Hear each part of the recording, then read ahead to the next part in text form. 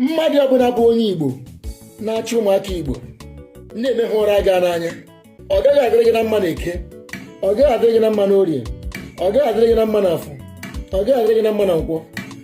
Gọvanọ ọbụla aka ya dị na ihe na-eme Igbo, gọvanọ ọbụla nọ n'ala Igbo na-ere ụmụ Igbo, na-ere ụmụnne ya, eresi ndị Awụsa, eresi ndị Fulani, ọ gaghị adịrị gị na mma n'Eke, ọ gaghị adịrị gị na mma n'Orie, ọ gaghị adịrị gị na mma n'Afọ, ọ gaghị adịrị gị na mma na Nkwọ.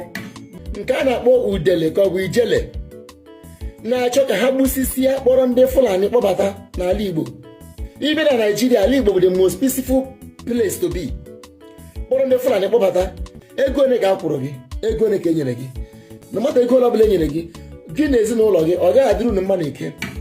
Aja ala Igbo ya ebili megide unu, ọ gaghị adịrị gị na mma n'Eke, ọ gaghị adịrị gị na mma n'Orie, ọ gaghị adịrị gị mma n'Afọ, ọ gaghị adịrị gị na mma na Nkwọ.